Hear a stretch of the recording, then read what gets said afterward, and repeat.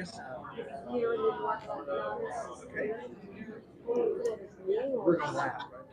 Pardon me? That's a good question. Good.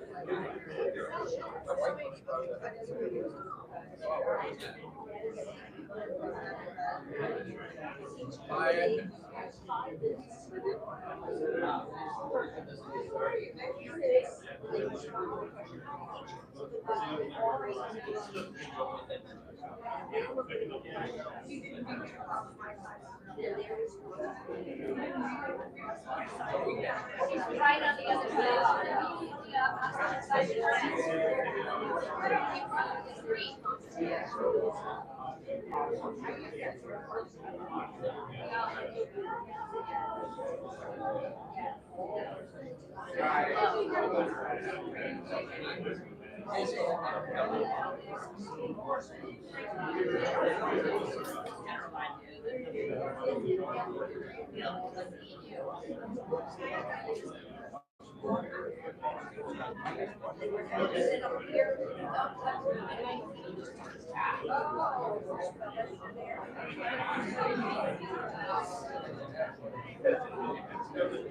Hey, Gil, answer this question.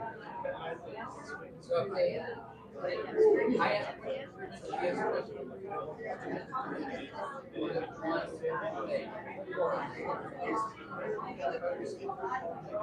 Look at it. I asked a question.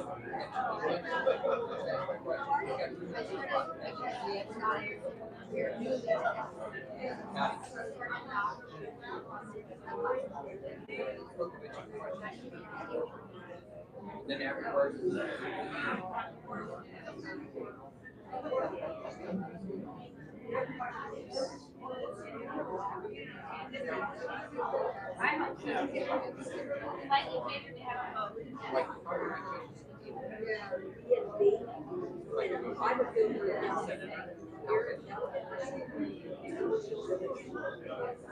don't know either. I'm very curious to see how All right, right. I said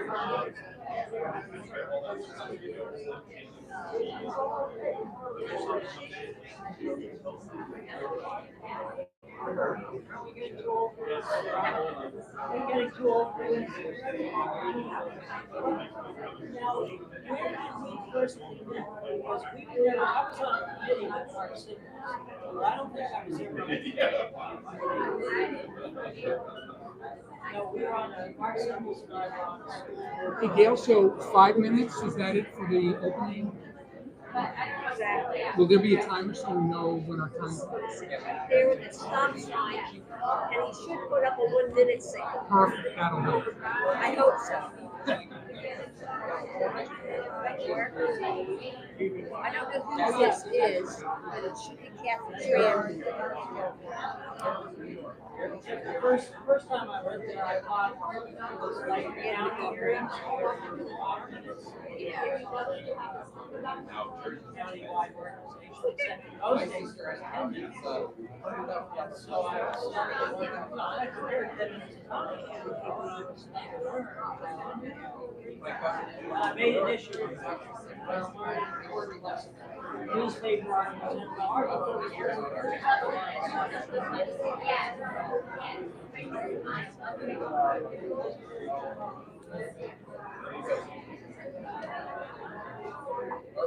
Real little.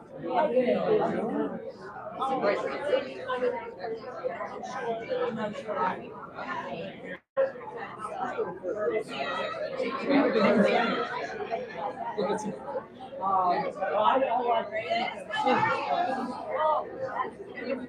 Are you guys native Californians? No. I grew up in Massachusetts and and my son is Yes. New York City. Beran. So Gracefully, you have water. Oh, yeah.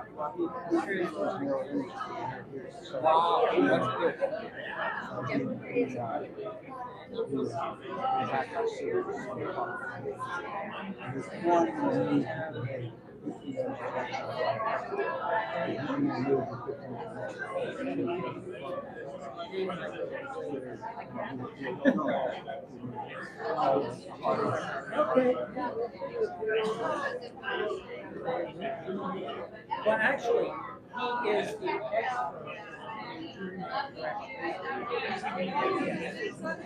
that was as I told him to his face, That's great. Senate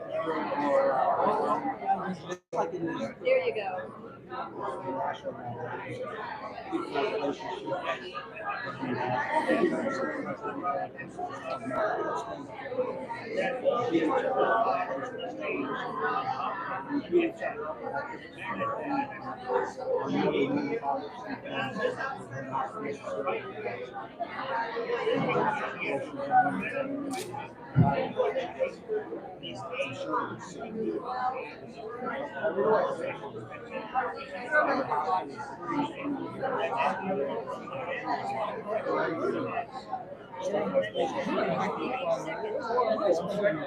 I couldn't believe that. Who's going first?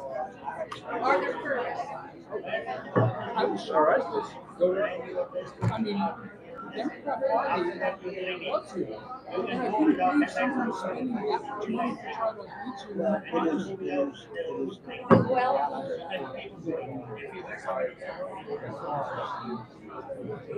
But it's all good.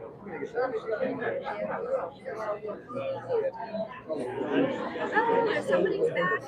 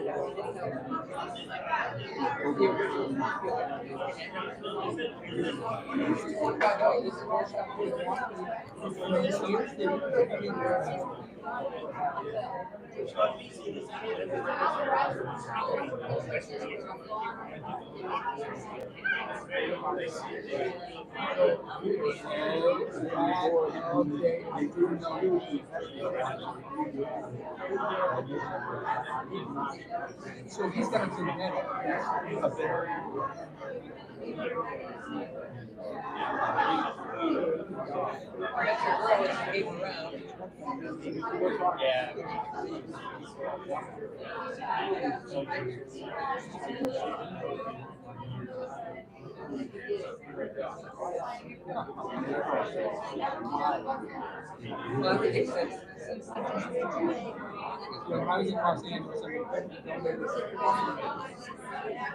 Hi，你们能听到我说话吗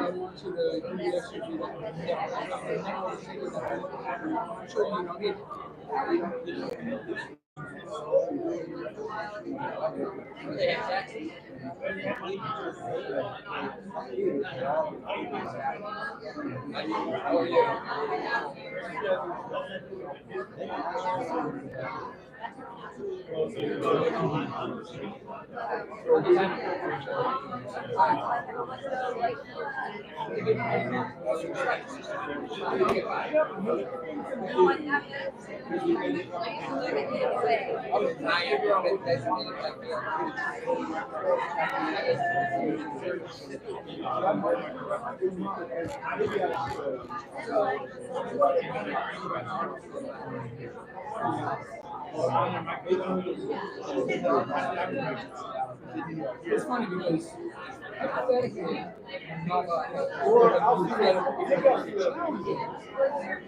someone finds me. Wherever the set to. Let's see what he does. Where's he? Right there. Yes. So then let me give it to him.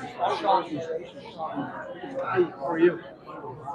Yes. And his wife. That sounds like a good thing to do. I'll tell her about my car. Is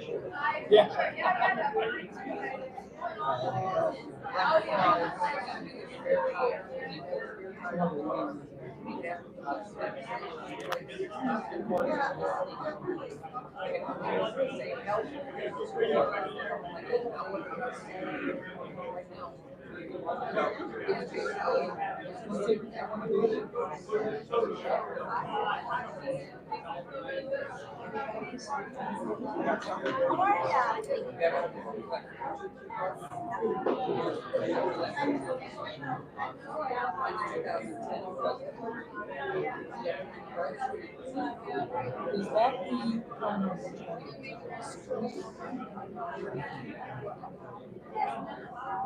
Yep, they're not getting cookies on the oh, the going to the George Mason University? Yeah, no, that's the next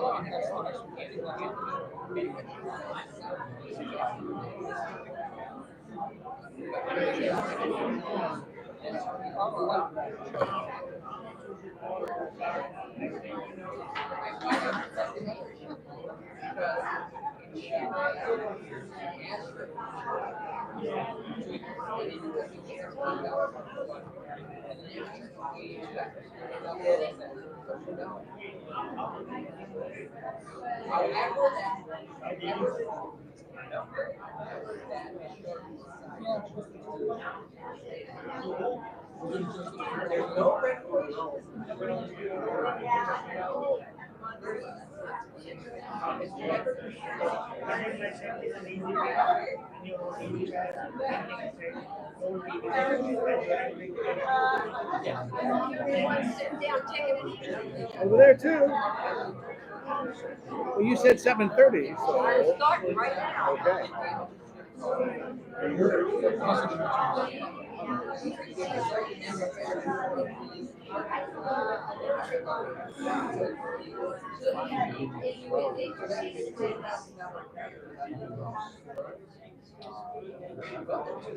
Could I have your attention? If you would sit down, we'll start our meeting and we can get out of here in a good hour tonight.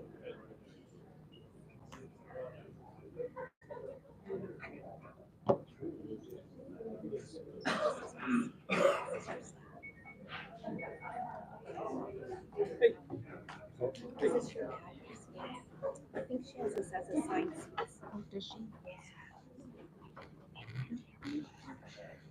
I just want to move this.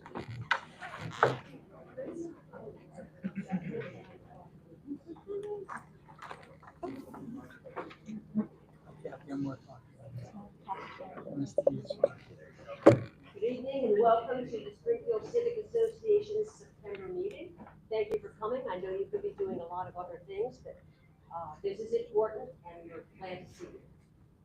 I wonder if you would stand up and, if you're able, and join me in the Pledge of Allegiance. The flag is over here. I pledge allegiance to the flag of the United States of America and to the republic for which it stands, one nation, under God, indivisible, with liberty and justice for all.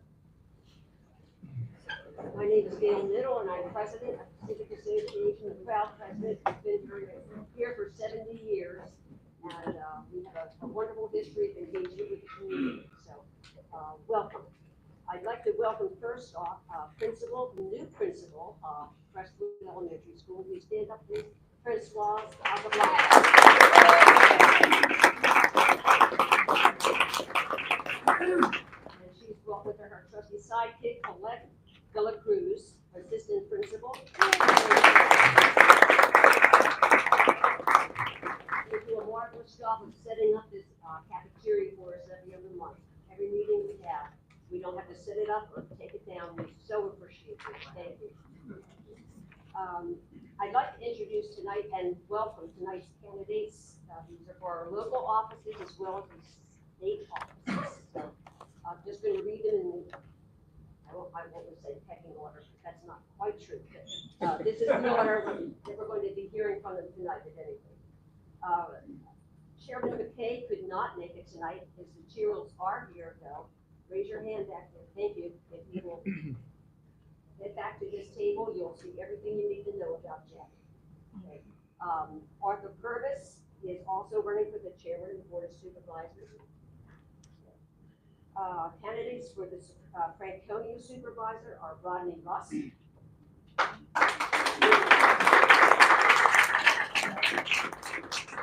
Welcome to Paul Beran. And Mark Welch. Candidates for school board, Marcia St. John Connick. Kevin Hinckley. Oh, what happened to Kevin? I thought that was your chair. I was saving it for you. No. All right. I saw. All right. Come on over here. I never sit. Pardon me? There you go. Candidates for delegate, Kathy Tran. Ed McGovern. Senator, it would be Dave Marsden.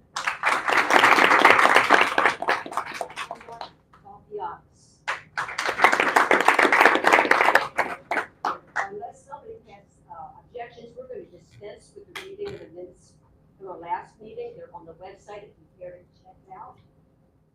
The treasurer's report.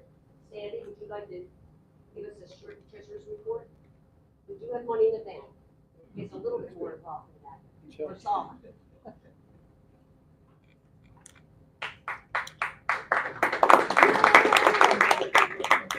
Oh, thank you. We started off this reporting period with 163. We spent money on printing our newsletter, buying postage for the newsletter, and some office supplies. We took in $1,200 worth of advertising, $100 in dues, and $30 of donation, which leaves us with an ending balance of $16,365 even.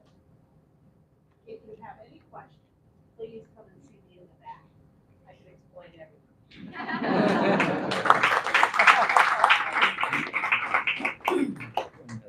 One oversight, I want to introduce to you also Kim Barber. Kim, will you stand up, please? Kim is the president of the Citizens Advisory Committee, is that what they call it now? Over at the and over at the Franconia Police Station. She does a great job of being the head cheerleader for our local police. And they do a great job.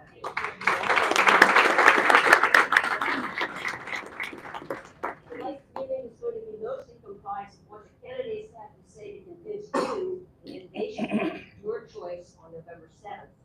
We have cards at the back of the table, the membership table, for you to write your questions on. Written questions will be taken first.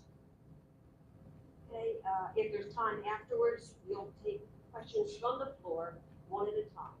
But we're going to hear from all the candidates first, and then have our question time. The annual Halloween decorations contest is on again this year. Jason Becknell is the coordinator. The applications are in the back too at the membership table. We still need help mowing the triangle at Amherst and Bagwick and Highland. If you can help, see me afterwards. You don't have to live here to help us mow that lawn, by the way. Save Lake Acatink has been represented tonight. Wade, stand up, please. Wade Porter, Alan Robertson.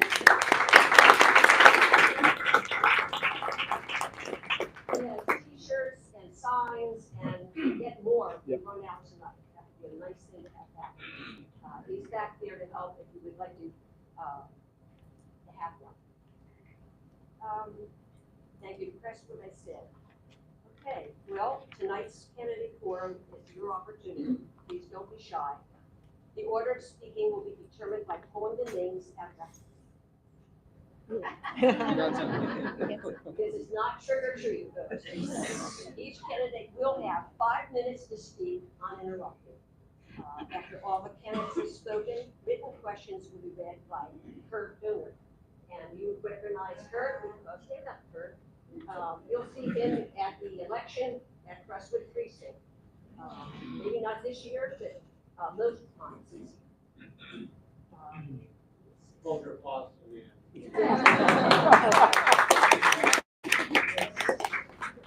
Candidates will have 5 minutes each to speak uninterrupted, and we have questions read by Kurt.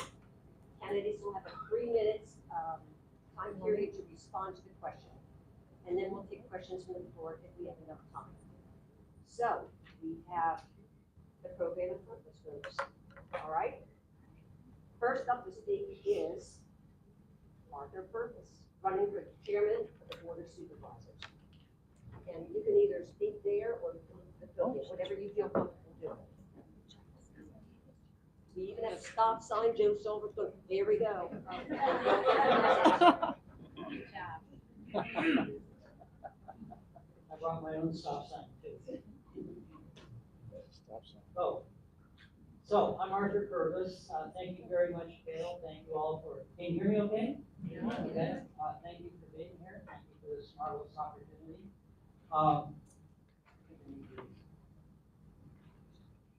So, again, now you can see it. I am the Republican candidate for chairman of the Fairfax County Board of Supervisors. A little about me, my family moved to Washington, D.C. in 1952. I got a BA, MS, and MBA at the University of Pennsylvania. Along the way, I married my late wife, and we moved to Vienna in 1976. We have 2 children who attended Fairfax County Public Schools, grades K through 12. My wife was band boosters president at Marshall High School. I was the lacrosse boosters president. And then I was also the crew boosters president at Thomas Jefferson High School, where our daughter attended. We are blessed with 8 grandchildren. I was a computer programmer for 40 years, and I loved my career. Never worked a day in my life. I've been a scoutmaster, including for a small Latino group, helped a refugee family complete their asylum applications. I was a member of the 2014 Meals Tax Task Force, and have been the president of the Fairfax County Taxpayers Alliance for 26 years. I am running to stop raising real estate taxes faster than household income. For 20 years, real estate taxes have been increasing 3 times faster than household income. The average tax bill is $4,000. If real estate taxes had increased at the same rate as household income, the tax bill would be $4,000. And what have we gotten for the higher taxes? Well, crime is up. Over the past 3 years, assaults increased 12%, larcenies increased 24%, 50% increase in shoplifting since last year. Motor vehicle thefts increased 62%. Safe is not the same thing as safe. You need to look at the trend also. School achievement fell. Fairfax County Public Schools SAT scores decreased 27 points between 2018 and 22, while Virginia scores increased 14 points, and nationwide scores remained the same. West Springfield High School scores fell 29 points. The last time FCPS SAT scores fell over a 5-year period was in 1993, and the decrease was 1 point. This fall was unprecedented. We got lockdowns in which the economically disadvantaged lost most of the jobs and were confined to crowded apartments.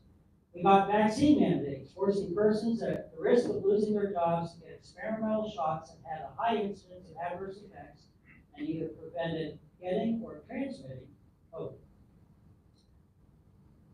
We got the 2022 riots that resulted in a mass police resignation that affected our county. We got inflation due to trillions in lockdown relief spending, and due to the high cost of gasoline due to the war on fossil fuels. And at this point, I have to tell you that about 25% of my retirement income comes from oil. Okay? According to the UN IPCC, global temperatures increased 2 degrees Fahrenheit over the last 140 years. And they increased another degree by 2100. Sea level rose 8 inches over the last 100 years, and may rise another 8 inches by 2100. The IPCC reports no discernible increase in floods, droughts, or tropical storms. By shutting down affordable, reliable power by 2050, which my opponent supports, we are getting a cure that is worse than the disease. We have a $700 billion shortfall in WMATA's operating budget next year, a result of collective bargaining. We are getting collective bargaining in the county and the schools, which means that government decisions will be made by arbitrators, appointed arbitrators, instead of by elected officials. I think that's unconstitutional. The commercial percentage of the real estate tax base is at a 15-year low. How much of that decrease is due to the lockdown? Housing is more unaffordable than ever, despite spending billions of tax dollars on affordable housing programs. The affordable housing program started in 1973. We've had half a century of higher taxes for affordable housing, and the problem is worse. We have a youth mental health crisis. We have a fentanyl addiction crisis. The more we are taxed, the worse the problems become. I'm running for chairman because I know that money alone cannot solve these problems. It's the policies we spend the money on that matter. With better policies, let's together make a Fairfax County that is safe and affordable for all. Thank you.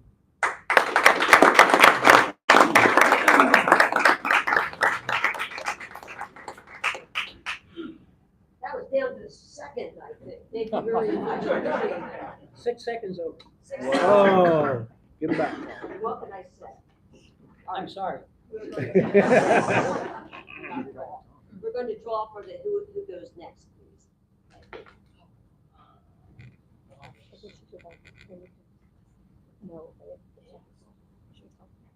Mark Welch, followed by Paul Beran, followed by Rodney Lusk.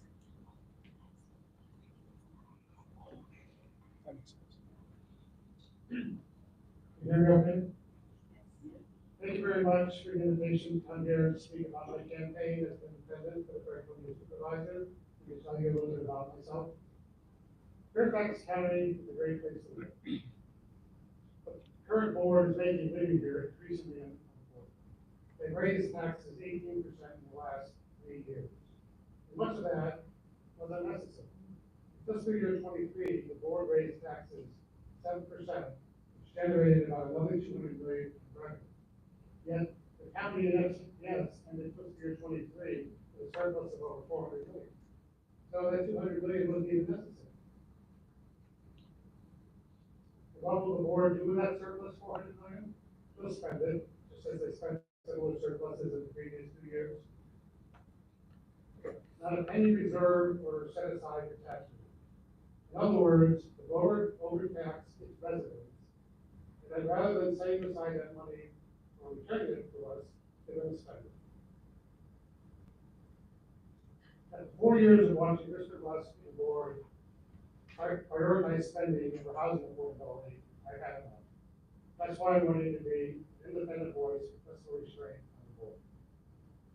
So let me tell you a little bit about myself. I've lived in the county for over 30 years, moving here in the year to take a job with the Navy. While I was working with the Navy, I went to George Washington University at night, got my MBA. I retired from the senior executive service after serving 30 years for the federal government, with much of my career focused on budgeting and finance. My wife and I raised 3 children. All of them were educated in county public schools where we volunteered. They all went on to graduate in Virginia Public University. I firmly believe in providing SEPT the necessary funds to operate a first-class school system, but not more than what's necessary at the expense of other county programs. For 4 years, the current board has exerted no oversight in school funding, rubber stamping the proposed budget each year. Despite the inclusion of inflated cost estimates, unwarranted contingencies. That's why SCPS ended fiscal year 23 with a surplus of over $300 million, money that instead could have gone toward public safety, affordable housing, parks, libraries, or yes, even tax relief. Instead, we have a school system that in the last 4 years has 5% fewer students, but 274 non-school positions. One of my campaign pledges is to only vote for annual budget that does not raise real estate taxes. That may sound draconian, but it isn't. In fact, I have a sound plan that details how that can be done without reducing current county programs or positions, and still getting employees pay raises. You can check that out at my website, markthesupervisor.org. I'm also very concerned about public safety and the escalating crime rate. County police statistics show that between 2021 and 2022, assaults increased 11%, larceny increased 29%, motor vehicle thefts increased 13%, and robberies increased 37%.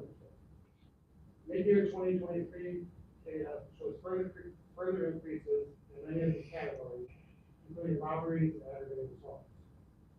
We need to give our police department the resources and support it needs to attract and retain the best officers.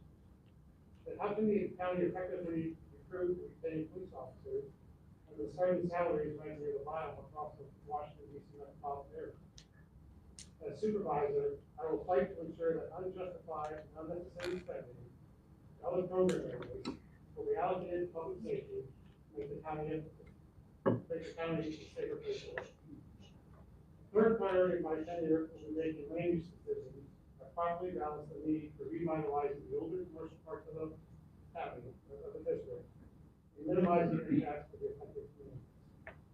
I believe development should be focused around the metro area, other areas for public infrastructure, and accommodate increased housing without impacting traffic.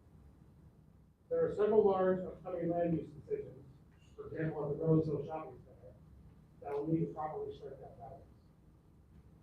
Land use decisions are one of the reasons I pledge to only serve one term. I will have no ongoing campaign account, and thus will not be receiving donations from developers. I believe accepting donations from developers and others with business before the county, conflict of interest, is just plain wrong. You can check out all my campaign pledges and my reason for them, including my pledge to donate my board member salary to county charitable organizations and my campaign website. Again, I thank your board for giving me the opportunity to talk to you today. If you have any questions of me that can't be asked this evening, feel free to email me. I promise I'll be back. Thank you very much.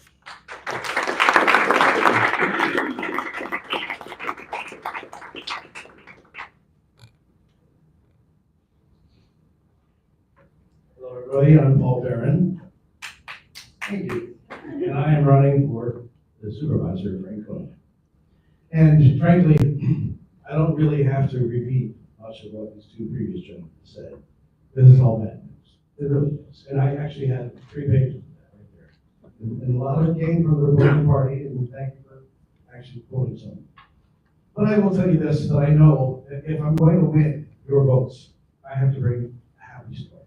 I have to bring good news, not just the bad news. And, you know, yeah, of course there is bad news and we have to address them. But if you don't balance that with good news, then am I any better than these guys? So I actually have some good news. For starters, I'm already talking to several investment groups to purchase Roseville Shopping Center. They will be making an offer so that whole deal will go away. Because they will pledge to keep that shopping center open the way that it is right now. That's one such good news that I'm bringing to the table. Thank you. Another is that I'm using the BRT project along US 1 to turn that into a tourist attraction. Because right now the planet calls for 12 miles of just plain old cement sidewalk. I would like to turn that into the Great American Walk of Fame. And actually celebrate, not like the Hollywood Walk of Fame who celebrates actors and actresses who play heroes on movies, but actually celebrate the heroes, the real heroes that lived and died in this country. Right there on US 1 in time for the 250th anniversary of our nation. When I suggested that to the Tourist Bureau, they said, I can't believe that Washington, D.C. didn't even think of this, but we did. So they're ready to start as soon as I get elected. I'm happy to say that's already moving along very nicely. Thirdly, I've already met with the folks at the Kingstown HOA as part of the solution without any cost to taxpayers. By the way, that Walk of Fame won't cost the taxpayers, not a dime the way I'm proposing it. But the Kingstown Lake needs some help, just like Lake Acton does. And we've already started negotiating with Hanover to become part of the solution. They are really excited about that. Actually, to participate, to name the lake differently, call it the Hanover Kingstown Lake. They're really excited about it. And Kingstown is even willing to give them some doctor's offices in exchange.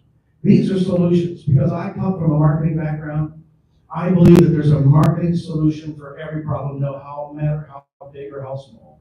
There's somebody out there who has the resources, the time and the money to help you solve that problem, as long as there's something in it for them. I even have a potential solution for Lake Acton. I can't tell you anything about it just yet, because it's only about 3 hours old. I thought of it getting ready to come here, and I'm thinking, oh my God, that's all we have to do. So I really can't wait to present that good news to you as part of the campaign.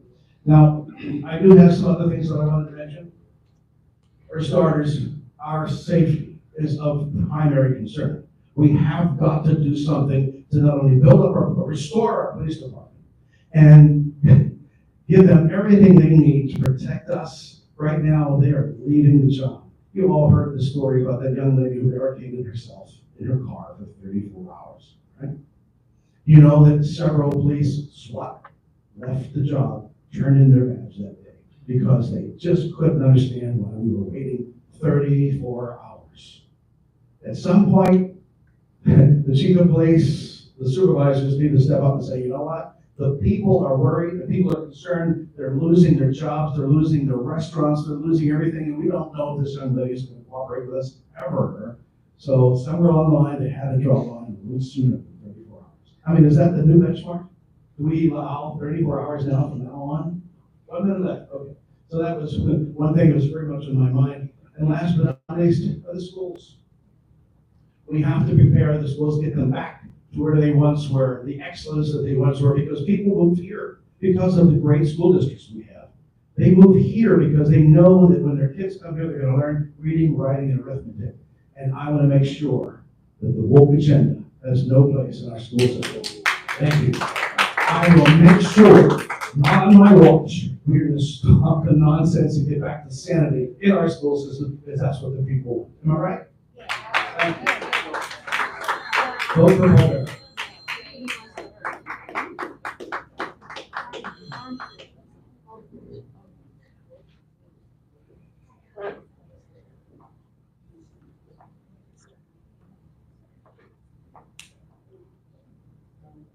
Good evening, everyone.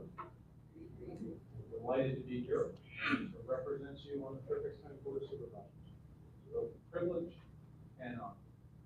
So let me give you a little background about myself. I'm native Virginian. Grew up in the state of Alexandria. Attended T.C. Williams High School. Graduated from the University of Virginia. And came immediately to Fairfax County to work. I have worked in this county for 34 years.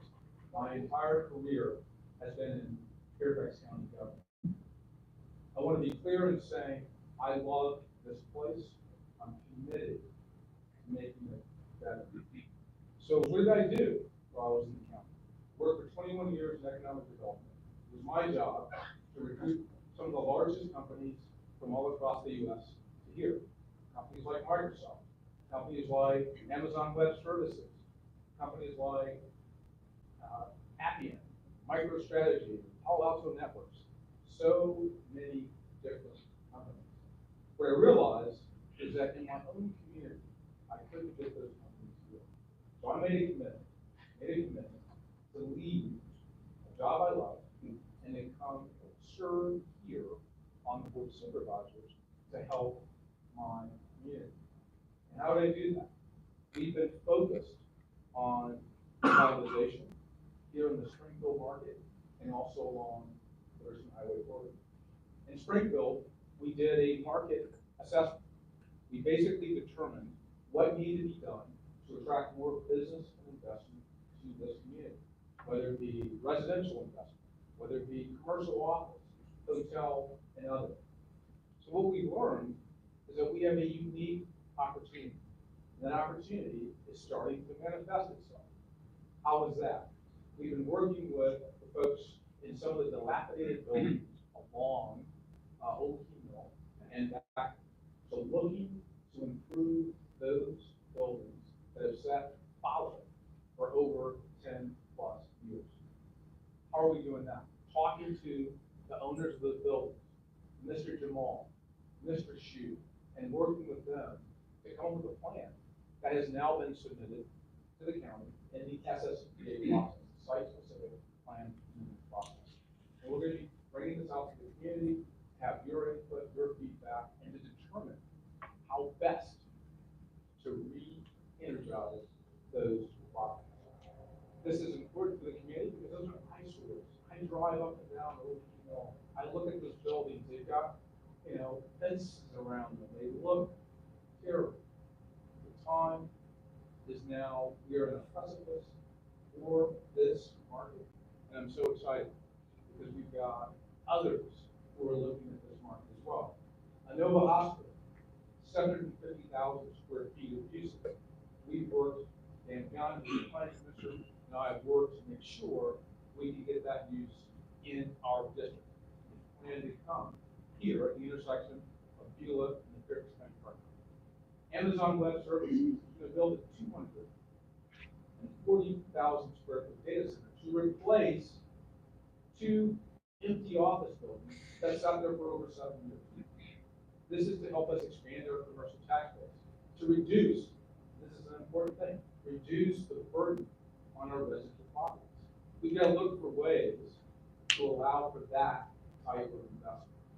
So looking also at how do we position our communities to get better services? How do we ensure that they have the sidewalks that they need, transportation improvements that they need?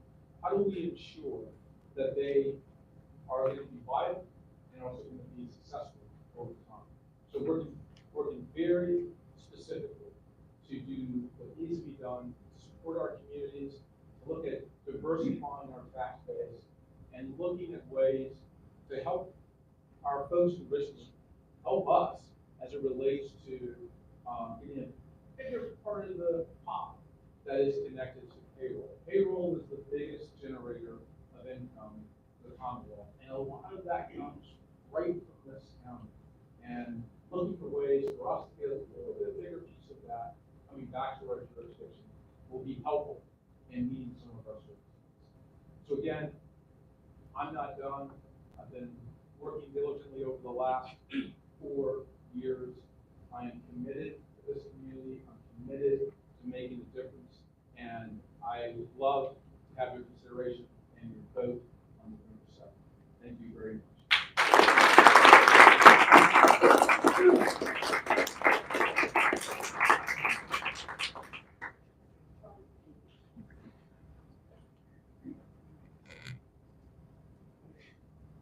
Candidates for school board, first up will be Marsha St. John Conley.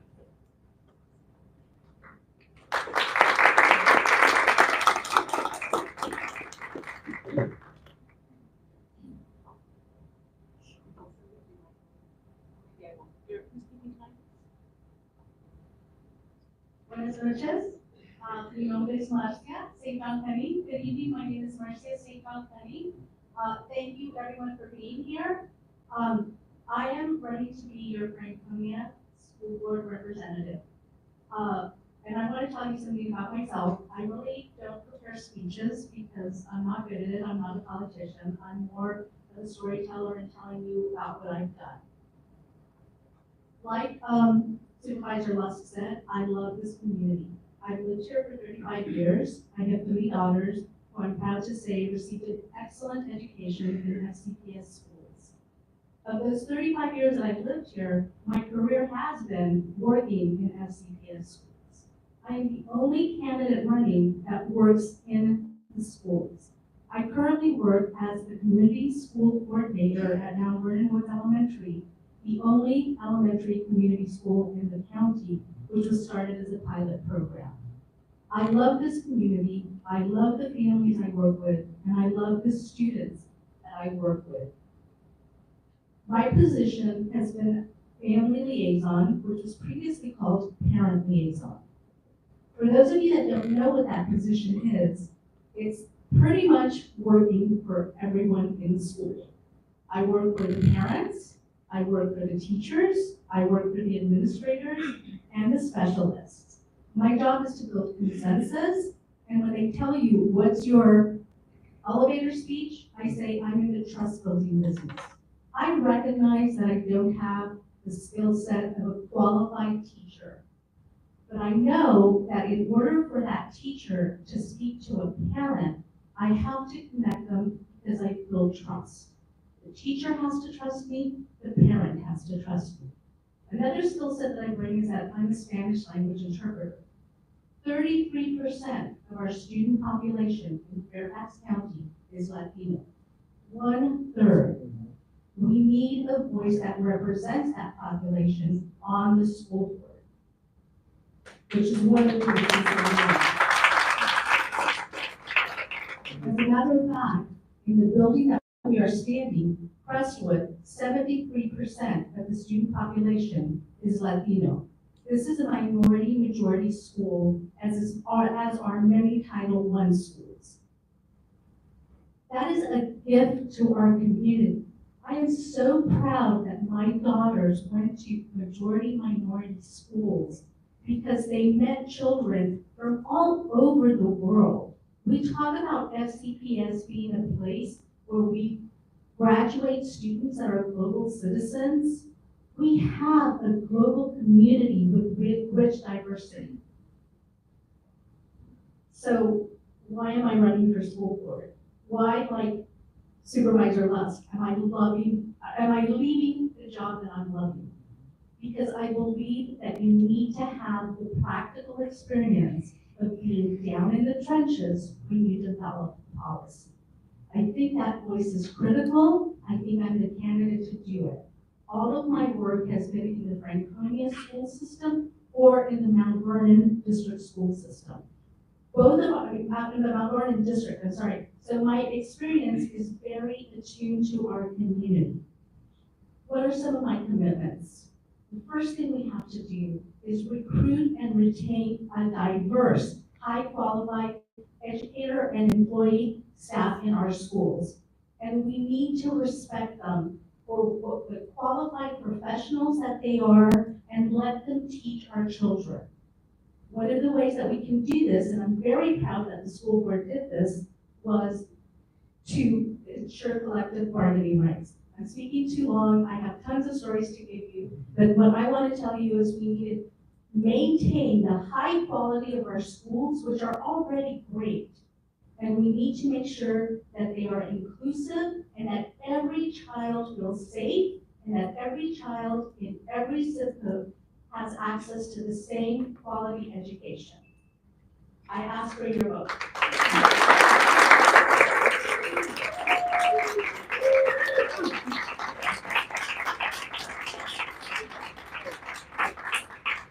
Kevin Pigley? Good evening. So as you heard, first, Gail, thank you for organizing tonight. I appreciate the opportunity to be here. And thank you all for coming. It is a beautiful fall. I am perhaps unusual, at least in my direct experience. I am a current parent of FCPS students graduating from school. So I have 3 children who have graduated K-12, and I have one who's in middle school and one who's in high school. We have loved our FCPS experience. We have had excellent teachers, we've had administrators who care. We have seen the schools up close because we've been involved in our children's education. In the last 5 or so years, we've become concerned. As I've listened to some of the speeches, it feels like it's the best of times and it's the worst of times.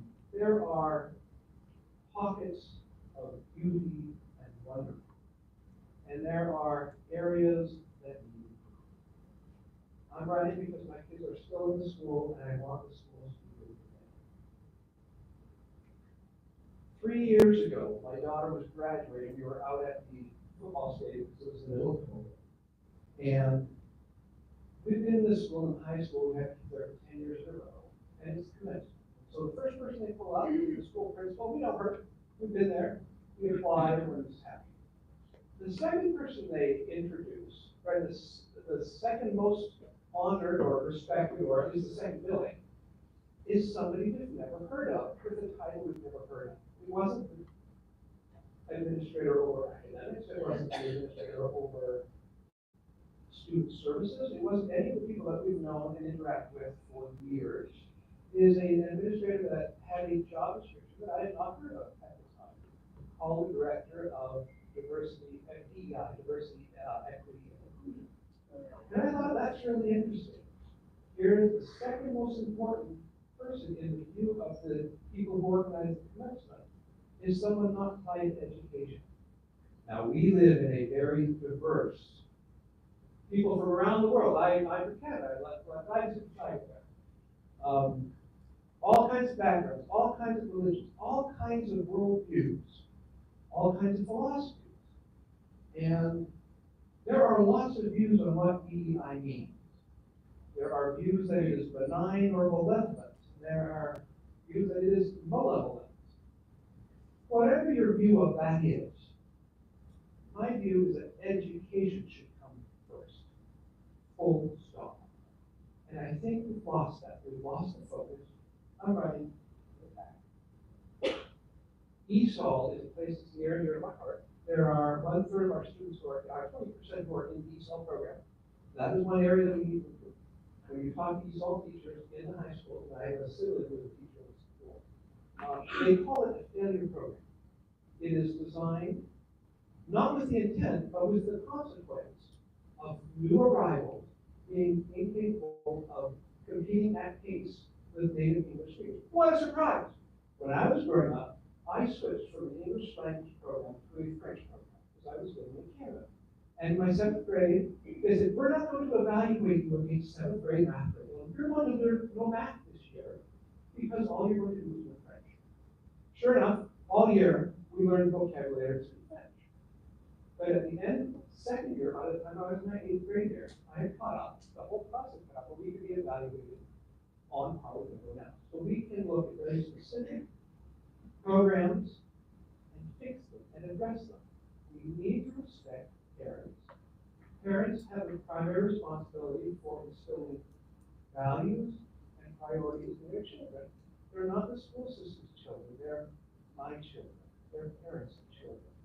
And there's a lack of respect. When I talk to people who talk to people on the word you hear is sanctimonious. I won't be sanctimonious to parents, because I am that. I will listen to parents. I was at Mount Eagle this last week, and they talked about a simple fix that we can do to make it safer to get to school. There are lots of these small and simple steps. We also need to fix the big picture. We need academics back at the center of school. Thank you.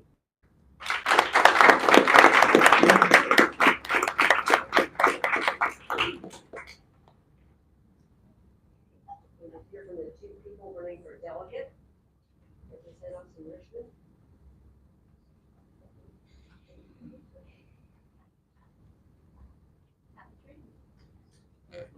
Tran first, and then Julie Baba and Always a part of the meeting where I certainly feel my Hello. Okay. Good evening. My name is Kathy Tran, and it's a real pleasure to be with you tonight to share with you information about me and the work that I've been doing in the House of Delegates for the last 6 years, and where I'd like for us to continue moving forward. So I first came to this country as a vote refugee when I was at the end of the Vietnam War. My parents risked everything in order to build a new life with hope, opportunity, and freedom. And now I am a mom of 5 kids, ages 3 to 14. 4 of them are in Fairfax County Public Schools, and we live near Old Key Mill and Rolling Road. I first ran for office and was elected in 2017. I felt the world was kind of catch on fire at that moment, and I needed to roll my sleeves up and do that hard work of building a future of hope and opportunity and freedom for my kids. So the work that I do as a state representative, as a delegate, my North Star are building a brighter future for my kids and all the families in Virginia. I am really proud of the work we've done to expand affordable health care so that everybody, when they're sick, doesn't have to make that hard decision of whether or not they're going to get medical care or put food on the table that day. And that is a real decision that so many people have to make in our communities and across Virginia. I've been leading on also helping to address medical debt and making sure that people are connected to charity care so to reduce the cost of healthcare in that way as well. I'm proud of the fact that we have given historic funding to our public schools and raises for our hardworking teachers.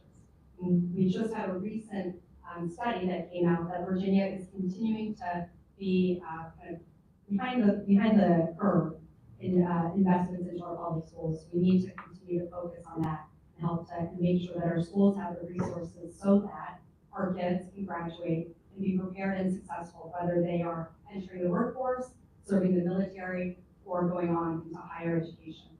I'm proud that we've addressed and taken steps to address gun violence in Virginia. The district that I currently represent, there were 2 double homicides just in the last handful of years. And we know that gun violence is an issue that affects many communities, including directly here as well. We want to make sure that we're putting in place common sense solutions so that we are making sure that our public spaces, our schools, our kids and our families are safe. I'm also trying to make sure that we have clean water. Got a couple of things passed in that area. We know that our waterways provide such joy, and so many of us love to be out on the water. It's a place for recreation. It's also a huge economic driver for so many communities, and I know that many of you feel that way with such a strong showing around Lake Atherton. And lastly, we've heard tonight how diverse our community is. And you can see from the flags on the mural above. And I've worked really hard to make sure that we're welcoming and inclusive of people from all over, people who've chosen to make Virginia home so that they also have the opportunities that in order to lift up their families and contribute socially, economically, culturally to the great Commonwealth that we have. And so I'm running to represent you with the redistricting of the new maps. We're all in the same community together, the new 18th House District. And I hope to be your voice in Virginia to be able to carry on this work as well as to provide excellent constituent services. I take a lot of pride in being open and accessible to my constituents, and which I've done for the last 6 years. Just to give you some examples, we do a weekly electronic newsletter during session, bi-weekly newsletter when we're out of session. Between December and April December last year and April this year, those 5 months, I participated in or held 11 town halls. Some of them were virtual, some of them were in person. We talked about a wide variety of issues. I think it's really important to have that connection and ongoing communication in order to be able to inform the work that I do. So I look forward to tonight's conversations and questions, and I hope to earn your vote to be your state representative to your delegate in the Virginia House. Thanks so much.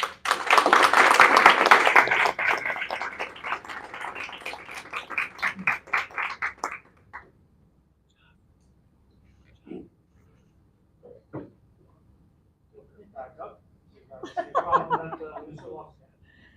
Evening, my name is Ed McGovern.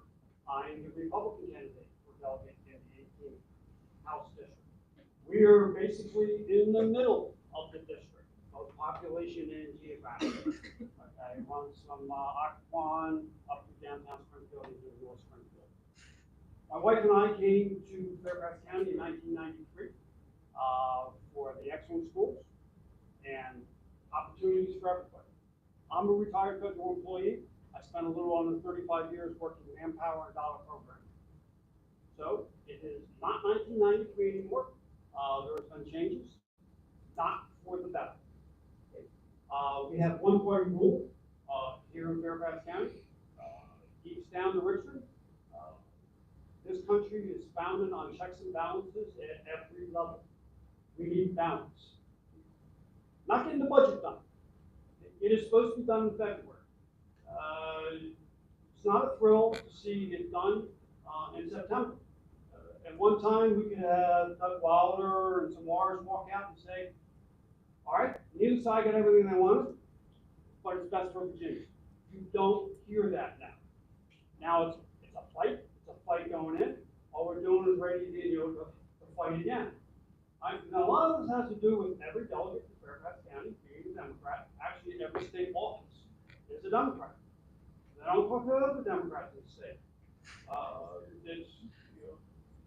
We're going to go into the Medicaid expansion was a bipartisan vote. You don't hear that now.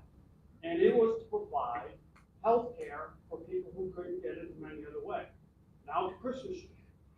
It's going to fund abortion and gender affirming care. It doesn't build trust, for those kind of things. That is not what it was sold as. Right? You need to get the budget done. You need to do things like put the school tax holiday in the budget. Those are behind the priority list. Nuts and bolts when you're doing the delegate stuff. All right. Schools. We're in Fairfax County. We're going to be talking schools. My kids went to public schools. They grew up there. Recently, they're on the other side of the curve. I can see a lack of focus on academic, merit and excellence in the schools. That has slipped. My kids did very well, based on the academics and activities. That's slipped. Again, this is getting to be, Fairfax County is going to be, you have to be connected. You have to know somebody. When we moved here in 1993, when you went to a public school in Fairfax County, you went to a public school in Fairfax County. Now we got gaps. All right, we're pouring money into schools. That's not acceptable. Every school needs to be excellent. It should be there. And by the way, Thomas Jefferson is a government school. It's high-handed to decide, we're not going to have a test, entrance. We're in Virginia. We need to work as if we're in Virginia. So we need to work on academic excellence. I'm also hearing from people there's a problem with special needs programs. If you're with program, hey, everything's great. Fine. If you have a problem, you are not responding to. Okay. I don't know what the emphasis is. If we can run out and spend $2,200 on a lawyer, because the parent asks for information, but we can't respond for somebody who's having a problem with special needs. Okay. That's not why we're sending money back up from Richmond. Right? If we're looking at the tax situation, taxing authority needs to be in Richmond. We're getting less back in the tax dollars. That's a problem. When we had balance, we were up over 30 cents, 33 cents on the dollar. We need to get the balance back. We're down to like 21.5 cents a dollar. Okay?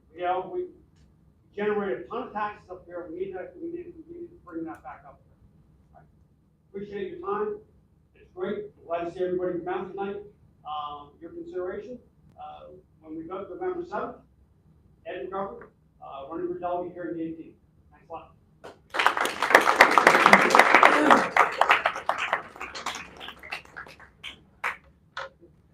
Candidate Senator.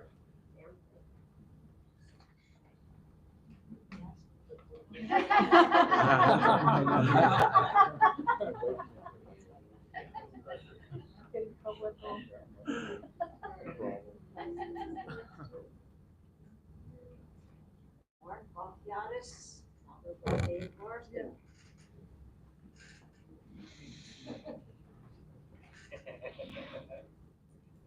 I've seen this at the wrong level all night.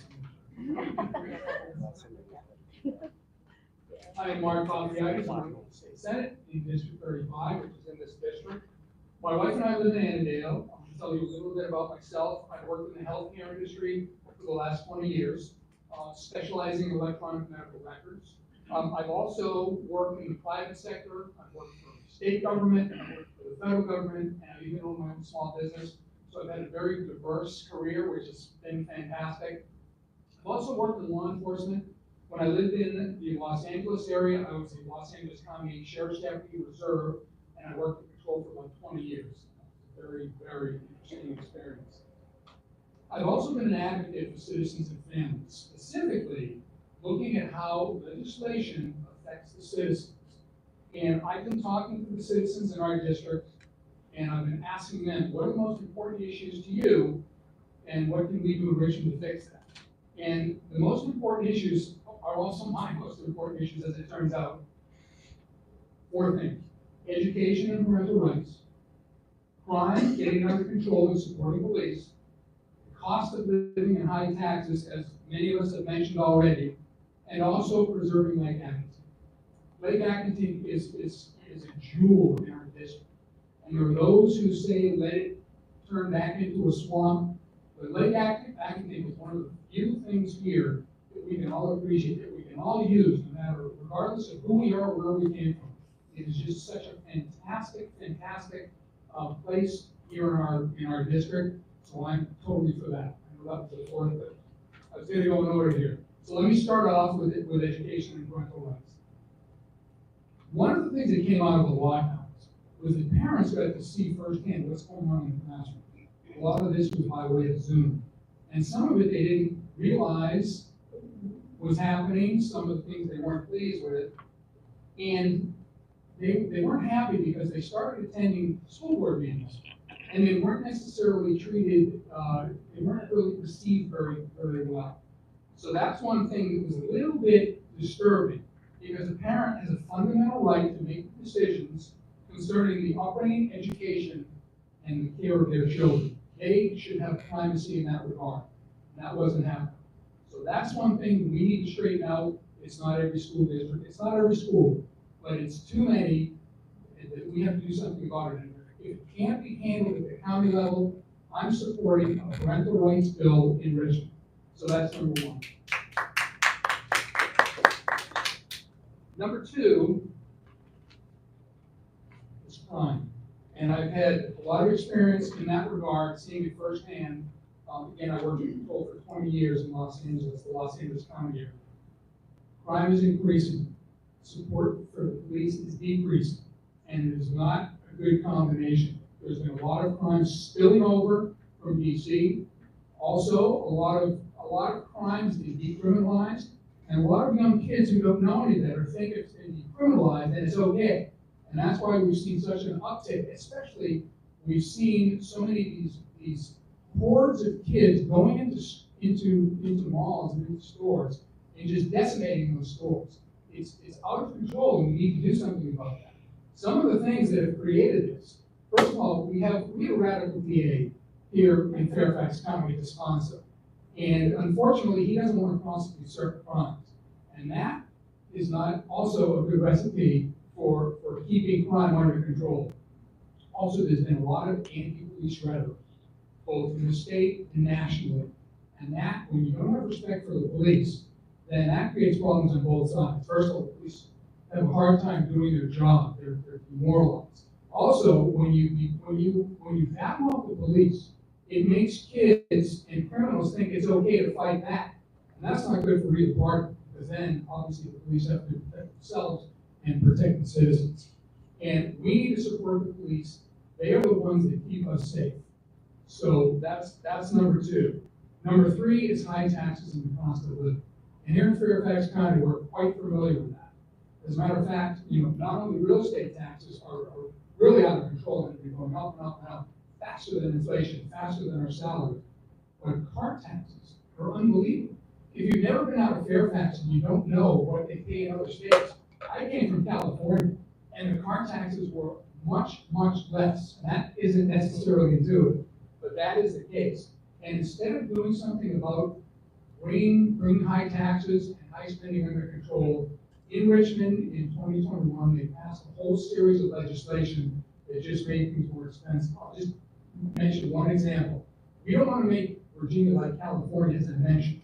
And they passed an EV mandate that mirrors California. And actually, there were 14 to 17 states that have done the same thing. If you're not familiar with it, by 2035, it mandates, am I done? Okay, that we must be all electric by 2035. These are the kind of things that, electric cars are great. It's good to have a choice, but not to mandate. I'm Mark Lafayette, and I thank you for your vote.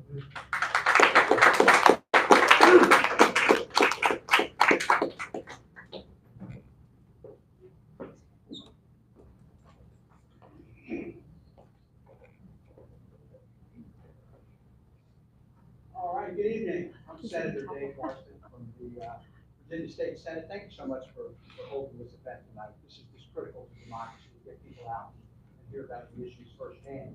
I'm born and raised here in Northern Virginia, born in Alexandria, raised over here on a small farm right next to Fairfax Hospital. It was actually the original Woodburn Elementary School.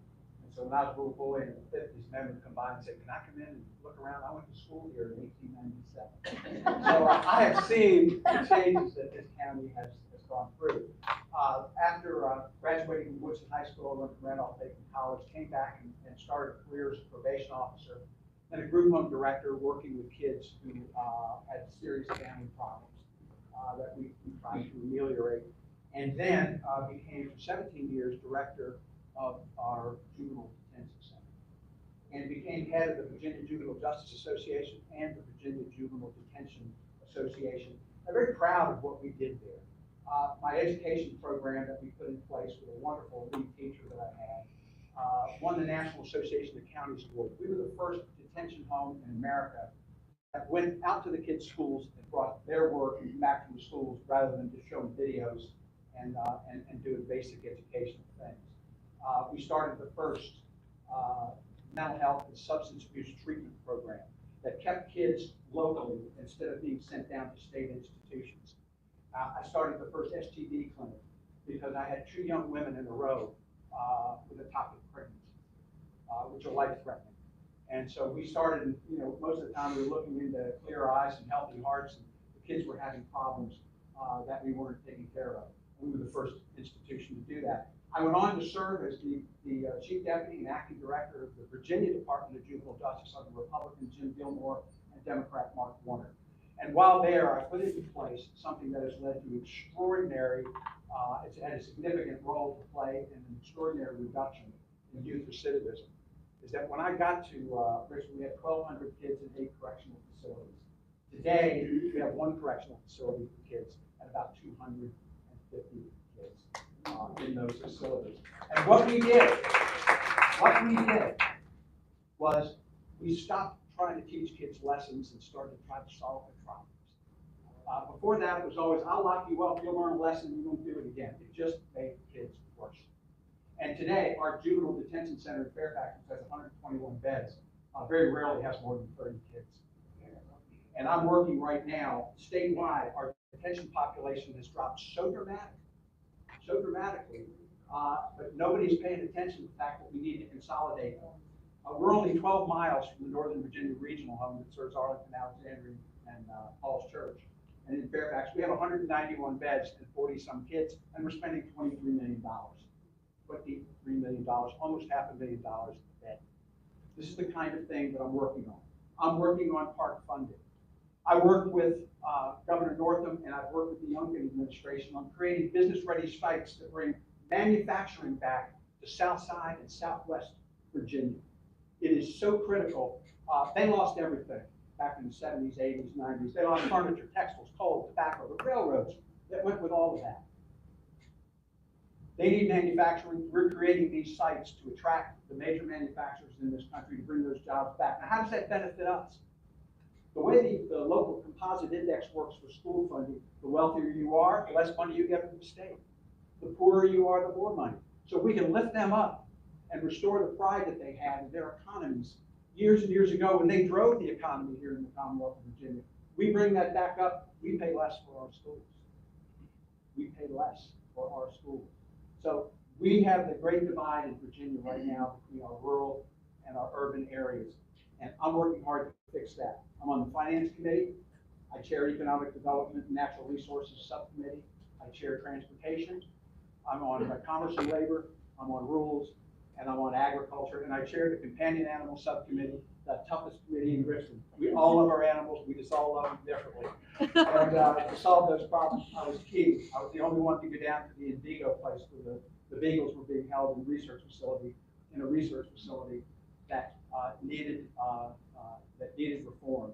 And we got that done, and eventually the facility closed. And we don't have that in Virginia. So I'm pleased to have you today. There are so many things I could sit up here for hours and tell you the wonderful things that we're doing in here. Just got back from Richmond, where we heard the Secretary of Finance talk about we're $205 million ahead of projections. Everything is going, exceptionally well in terms of that. Inflation's down, unemployment's down to 2.5 under the national average. We're doing great. I hope to have your vote come November.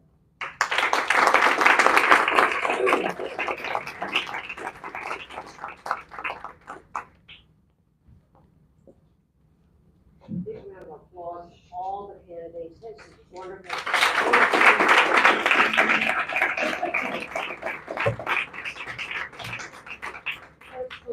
Kirk's going to come up right now and at least talk about some of the questions that we've had. We'll just see how much time we have. Please feel free to talk to these candidates after the meeting for a little while. And they'll have the materials in the back, and I'm sure they'll all have contact information for you too. Kirk? Time is short. There's many questions on a lot of the issues you've addressed. First question will be for the school board candidates. It's kind of a big picture question coming down into our locals. And then the second question will be to all the remaining candidates for various offices. And I'll read the details, but it's going to have to do with traffic and development in the Springfield area and balancing those, if you will. For the school board candidates, this question has to do with Fairfax schools rejecting the Governor Youngkin's guidance on trans student policy. The schools in Fairfax, largest in Virginia, announced it would not adopt the state's new model.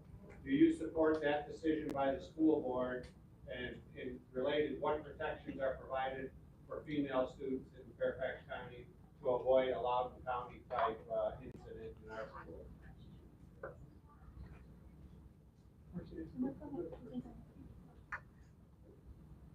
Thank you for that question. So I am an attorney by trade, and I believe in the rule of law. I believe we should follow the law.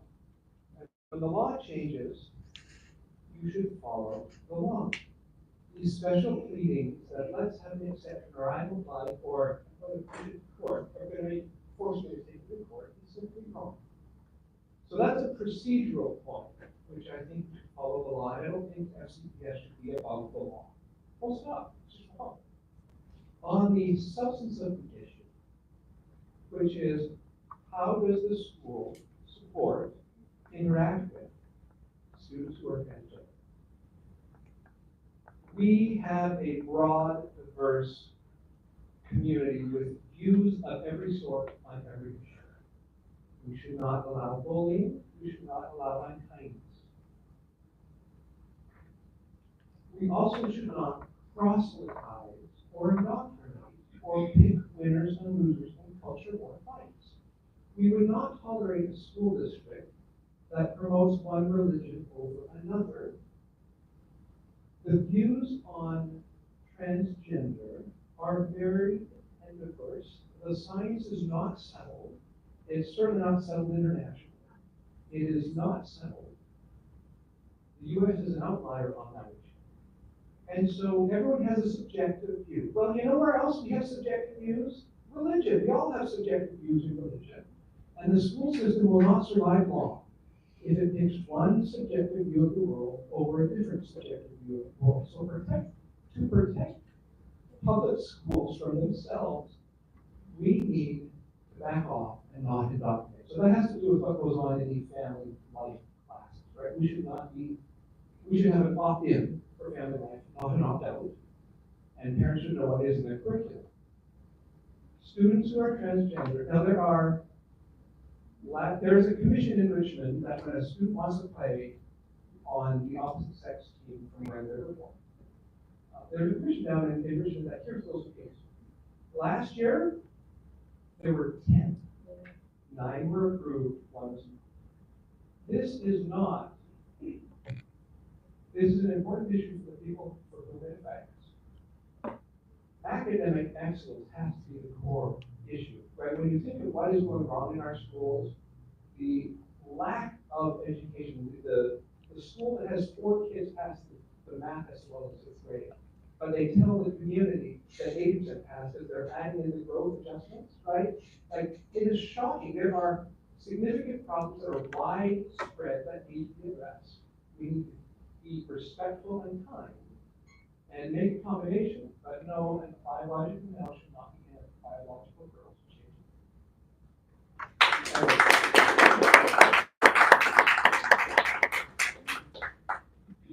Thank you.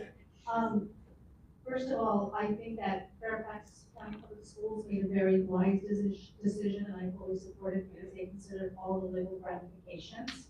And I'm very proud to say that because at SEPT Pride, I believe that every student in every school, regardless of gender identity, should feel safe. I, for one, have worked with these students, and that's the difference between someone that talks esoterically about something as opposed to someone that's down in the trenches. I have had these students cry. I have had these students suffer because of how they're being treated. Yes, you can say there should be no bullying. We can all say that, but it's happening. And as adults in the building, if we do not protect our kids, how can we expect them to learn? So yes, I agree with what our school board did, because the safest place for any child, if not in their home, should be in their school, unequivocally.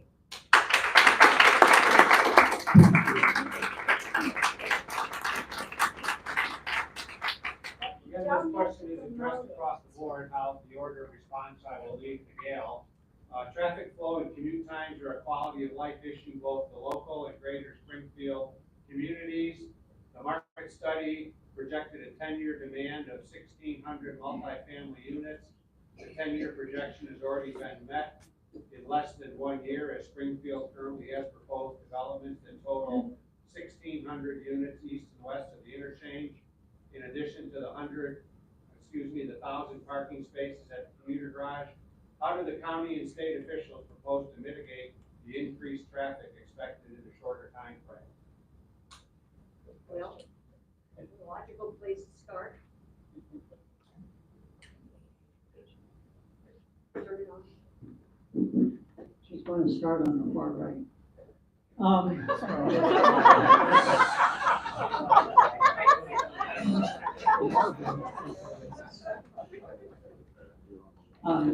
No problem, but certainly, one thing is we need to get through traffic, from Richmond to Baltimore, off of our Beltway, off of the American Legion Bridge, off of 495, reduce the through traffic.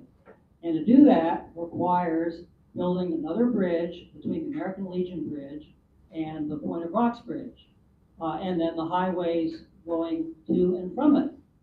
And environmentalists oppose that a lot.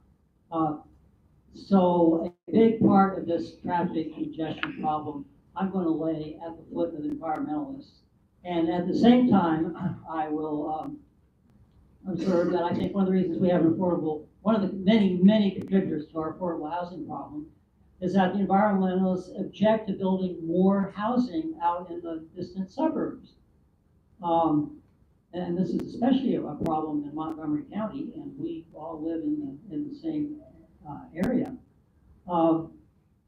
So those are a couple of thoughts on that issue. Let's try to persuade the environmentalists that it is important for people to be able to get to home. It's important that if we had more roads, there'd probably be less fuel emissions. And also if we had more roads, we could have more housing, and housing would be more affordable. Thank you. Would you like to field the question now? Sure.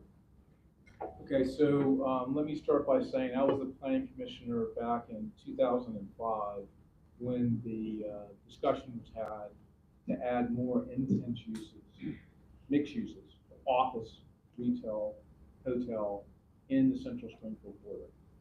The problem was the economy tanked 2 years later. So 2005, 2007, you can see what was happening. Residential values, they started going down very quickly. And then we started seeing a bit of crumbling in the finance markets, which then led to projects, mixed-use projects, like the KSI project that was planned for this area, was not able to be built. Why is that important? It's important because the office uses, you want to think about this, the intensity of traffic is going to be higher with those uses. Those uses are already permitted in the plan. So today, by fact of not having built those uses, we actually have less traffic than we could if those uses were actually built. Now the problem is, we need to look at the plan and figure out what it should look like. What is the market opportunity? The market assessment gave us an indication of what the uses should be in these different categories: office, retail, hotel. Does not mean that those are all going to be built at the same time. Does not mean that we're going to see, because this is a kind of a crazy thing with development, is that developers do submit proposals, they get approvals, and they take time to actually build. The thing that we have to do, and the thing that I've asked the county to do, is to have an implementation plan with this recommendation that came with the market study. And what we're looking at right now is transportation and also looking at the different uses. And we're going to be bringing this out to the community for their input and their consent. I mean, we've got to figure out how we incorporate the concerns, the issues, and the thoughts that the community has in the future of Springfield. Today, this market looks the way it looks because the plan that we have is not viable. We've got to do something different if we want to see change in our community. So I'm advocating, which I've said to the folks here multiple times, I want to work with the community, but we've got to have a pathway to build uses that make sense and that give us the change in the landscape. And we're already starting to see it. We should be very happy with the steps that are already taking place. Whole Foods, Container Store, these are great uses in our community. We have the investments that are going at the Springfield Town Center. All of these things are accretive. And as I said earlier, the FBI, if we win the FBI, it's going to make a huge transformative change for this community as well.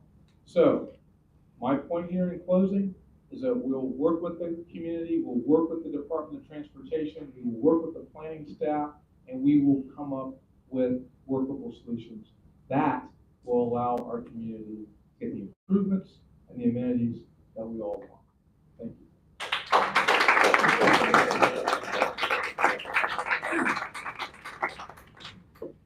You know, I just got an email earlier today, actually, from a gentleman on the Land Use Committee.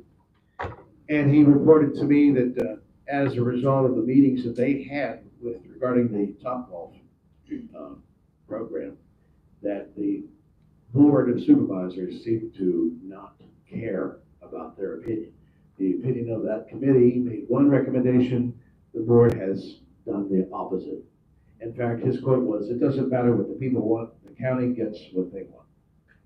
You know, I think it's important that a line of communication be open all the time with the people of Fairfax and of our district. We need to really know and understand what your concerns are all the time.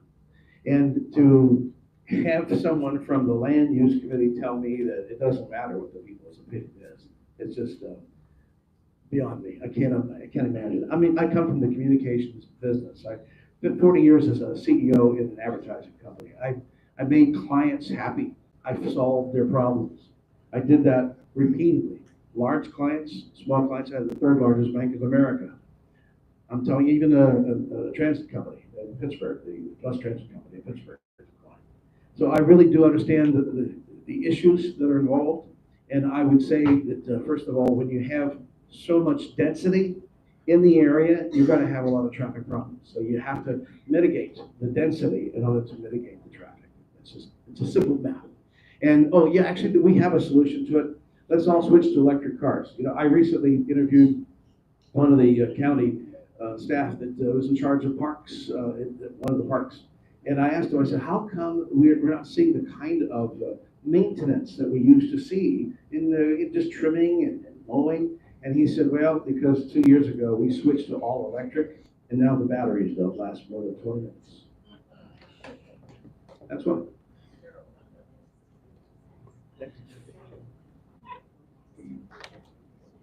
So I mentioned in my opening remarks that one of my priorities will be really making effective land use decisions that stress doing development near public infrastructure.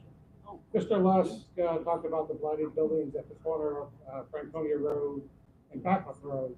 That's the perfect area where mixed-use development should thrive. It's going to be a block from the new commuter bus garage.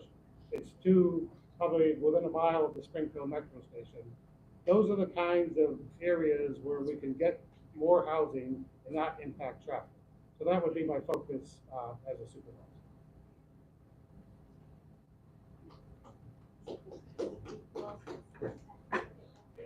Do you guys have a chance to review and probably have the most to say about this particular area? That's one another. Did you have something? Oh, Phil, something. Yeah, briefly, if you don't mind. I think we have a staple. You have, Yeah, yes, We do have a staple. well, that's up to the moderator. I just wanted to see it. We have a staple. Oh.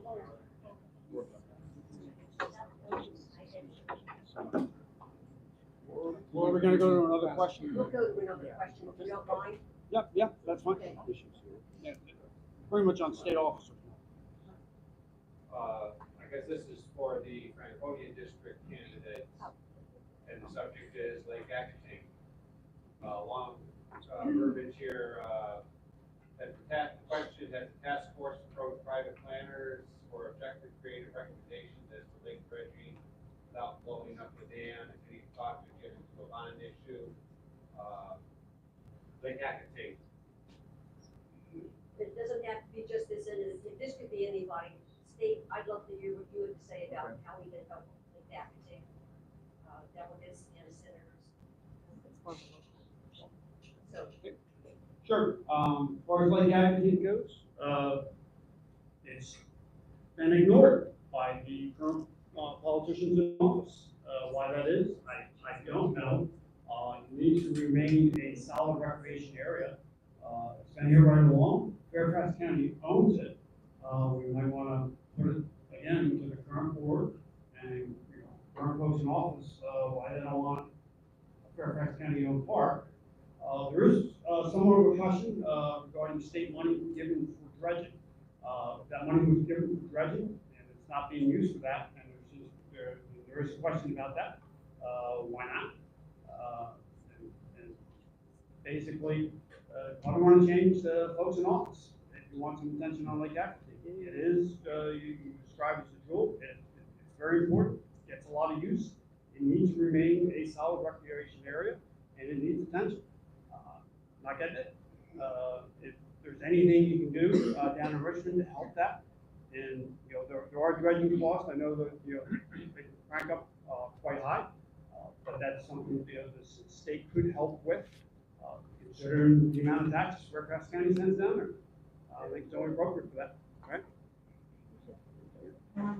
Thank you for that question. I think many of you would realize that what to actually do with Lake Acton and the decision around it. I know it's such a community treasure.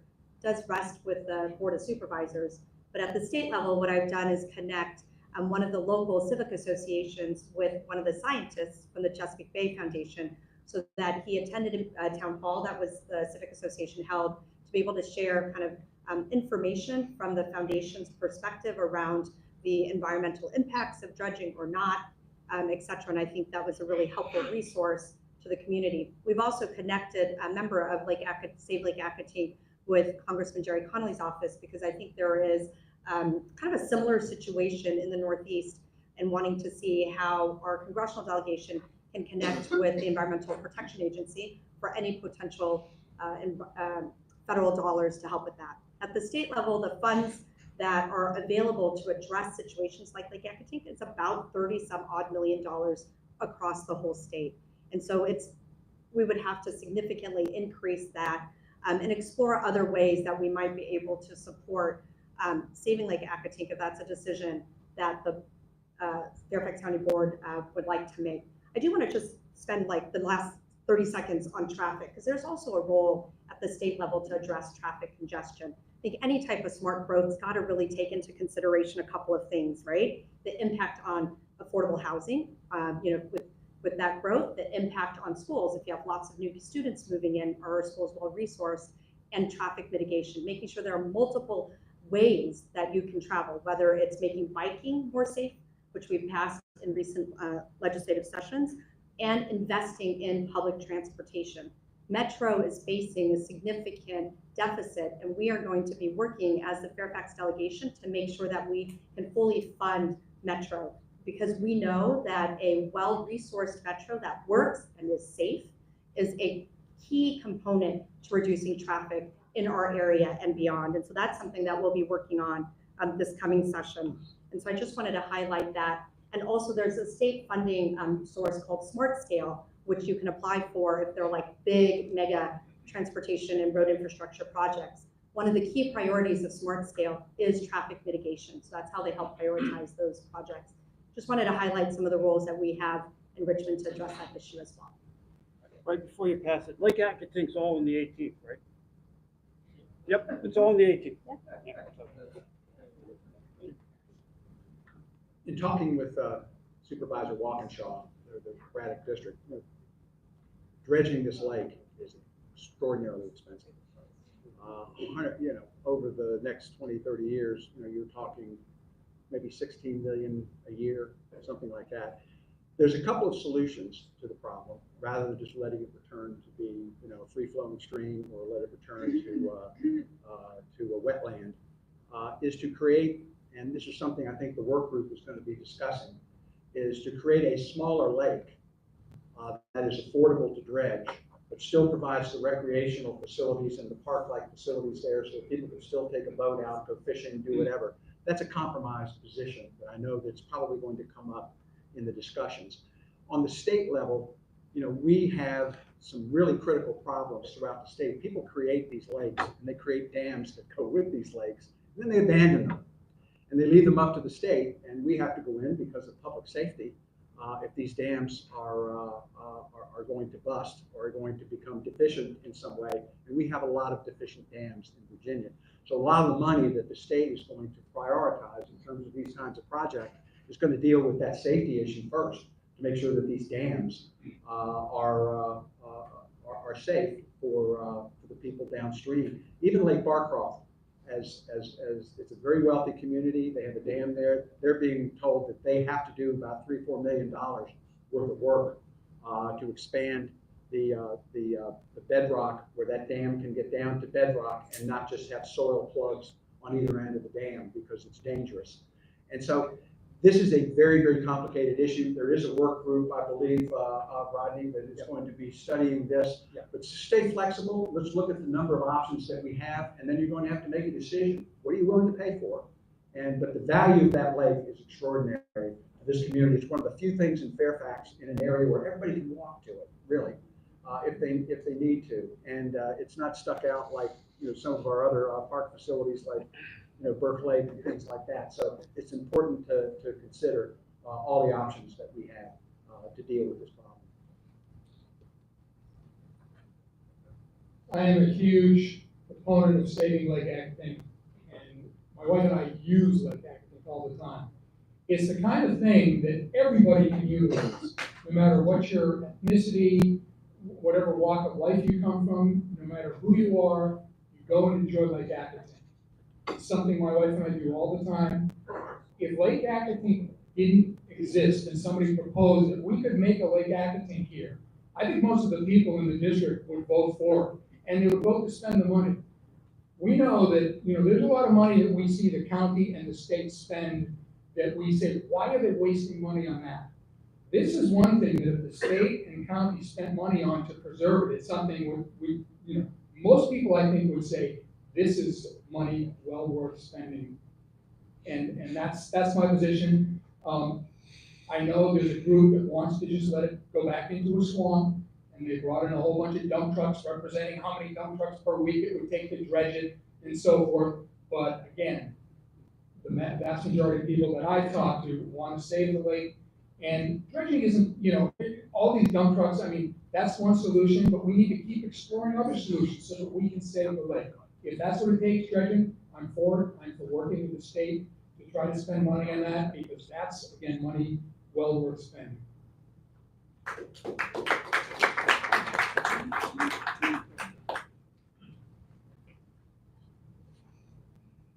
probably go on for hours. Can I have a crack at that? to Yeah. Do that. Can I have a crack at that? May I have a crack at that question? Like I can take? Can you do it in a minute? I will. Thank you again. I just want you to know that I believe in maintaining the lake. I believe in dredging it when it needs to be dredged, but I don't believe in always having to turn to tax dollars to do it. The fact is, there is someone that I can think of that who would buy the sediment at the bottom of the lake and probably pay to remove it. Now, if that thought hadn't occurred to you, I'll even tell you who it is. The U.S. Bureau of Mines. They've got hundreds of abandoned coal mines in Virginia that need filling to protect us, the citizens, against mine suicides. I actually have some experience in that. I just submit that as an idea that perhaps no one ever thought of. I think we'll the evening will close. Thank you for coming. I want to introduce the candidates again. Purvis, running for chairman, board of supervisors, Dr. Lusk. Keep the seat, the supervisor, Paul Beran, running for supervisor, and Mark Welch, running for supervisor. For school board, Marsha St. John Connie.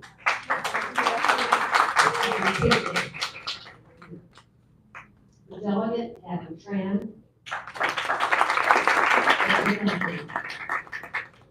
Representative Dave Marsden.